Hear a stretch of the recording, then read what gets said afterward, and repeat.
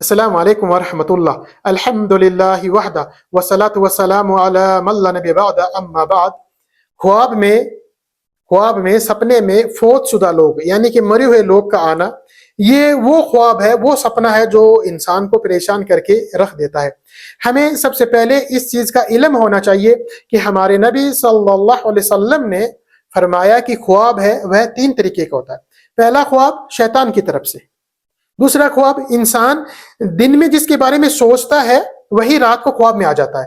اور تیسرا خواب ہوتا ہے وہ اللہ سبحانہ و تعالیٰ کی طرف سے ہوتا ہے۔ پہلا خواب جو شیطانی خواب ہوتا ہے وہ ایسا خواب ہوتا ہے جس کے ہاتھ پیر کچھ بھی نہیں ہوتے، وہ خواب ڈراؤنا خواب ہوتا ہے۔ انسان کو جب شیطانی خواب ڈراؤنا خواب آئے تو انسان کو چاہیے کہ اس خواب کا، اس سپنے کا جو اثر ہے وہ ختم کرے۔ اثر ختم کرنے کی یعنی کہ اثر زائل کرنے کی جو دعا ہے وہ پڑھے،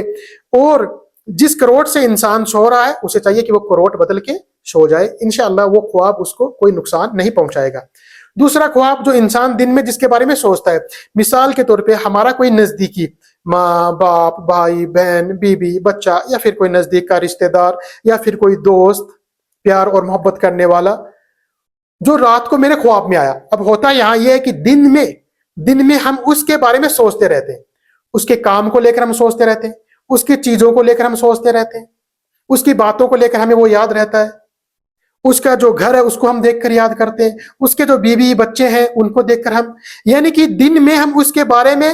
سوچتے رہتے ہیں، باتیں کرتے ہیں۔ ہمارے دن میں وہ خیال رہتا ہے کہ وہ انسان تھا، ہمارے ساتھ وہاں بیٹھتا تھا، وہاں اٹھتا تھا، ہمارے ساتھ گپے لگاتا تھا، باتیں کرتا تھا، اچھا انسان تھا۔ دن میں اس کے بارے میں سوچ رہا ہوں، اس انسان کے بارے میں جو رات کو میرے خواب میں آیا تھا، جو فوت شدہ انسان ہے، جو ختم ہو گیا یعنی کہ مرا ہوا انسان ہے، وہ رات کو میرے خواب میں آیا تو میں دن میں اس کے بارے میں سوچ رہا ہوں تو پھر رات کو میرے خواب میں وہ انسان آ جاتا ہے، تو اس خواب کی بھی کوئی حقیقت نہیں۔ تیسرا جو خواب ہوتا ہے وہ ہے اللہ سبحانہ و تعالیٰ کی طرف سے ہوتا ہے، اور وہ اپنے بندے کے لیے اللہ سبحانہ و تعالیٰ کی طرف سے ایک رہنمائی ہوتی ہے، اللہ سبحانہ و تعالیٰ کی طرف سے بتایا جاتا ہے اپنے بندے کو۔ اب یہاں پر دیکھا یہ جائے گا کہ جو خواب میں جو فوت شدہ لوگ، جو مرے ہوئے لوگ آئے وہ کس طریقے سے آئے۔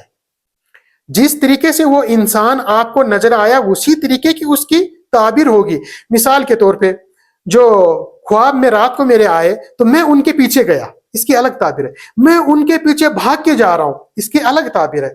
جو رات کو میرے خواب میں آئے انہوں نے مجھے بلایا، اس کی الگ تعبیر ہے۔ میں نے ان کو بلایا اور وہ میرے پاس چل کے آئے، اس کی الگ تعبیر ہے۔ یعنی جس طریقے سے خواب میں انسان کے وہ آئے گا، فوت شدہ لوگ، مرے ہوئے لوگ، تو اس کی ویسے ہی تعبیر ہوگی۔ انشاءاللہ ہم ایک ایک کر کے آگے اور بھی بات کریں گے۔ آج ہم ایک دو خواب کے بارے میں بات کرتے ہیں کہ آپ کے خواب میں جو فوت شدہ لوگ آئے انہوں نے آپ کو کچھ دیا۔ جو مرے ہوئے لوگ ہیں، آپ کے نزدیکی ہیں، آپ سے پیار اور محبت کرنے والے، انہوں نے آپ کو کچھ دیا، یعنی کہ آپ کو کوئی فروٹ وغیرہ، جو کوئی بھی اچھی چیز دی ہے آپ کو، تو یہ اچھا خواب ہے آپ کے لیے کہ آپ کی دنیاوی معاملے میں ہے یا پھر دینی معاملے میں آپ کے لیے خیر اور برکت والا خواب ہے۔ یہ خیر اور بھلائی والا خواب آپ کے لیے، آپ کے مال میں برکت ہوگی، آپ کی جو صحت ہے اس میں خیر اور معاملہ ہوگا، خیر کا معاملہ ہوگا، آپ کے بھی بچے ہیں، یعنی کہ ہر لحاظ سے آپ کے لیے وہ خیر کا اس خواب میں، اس سپنے میں خیر ہے۔ دوسرا خواب کہ آپ نے اس کو کچھ دیا ہے، آپ نے اس کو کچھ دیا ہے تو یہ پریشان کرنے والا خواب ہے۔ آپ کو چاہیے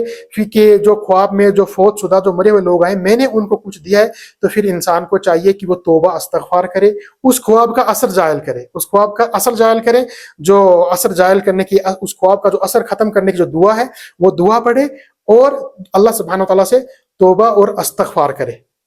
ہو سکے تو انسان کو چاہیے کہ صدقہ بھی کرے۔ یہ پریشان کرنے والا خواب ہو سکتا ہے، پریشان کرنے والا خواب ہو سکتا ہے۔ تیسرا خواب وہ کہ جو انسان ہے جو فوت شدہ ہے وہ آپ کو پریشان نظر آ رہا ہے، وہ آپ کو پریشان نظر آ رہا ہے، تو پھر انسان کو چاہیے کہ اس کے لیے اللہ سبحانہ و تعالیٰ نے آپ کو یہ بتایا ہے کہ جو آپ کا جو نزدیکی ہے وہ اس طریقے سے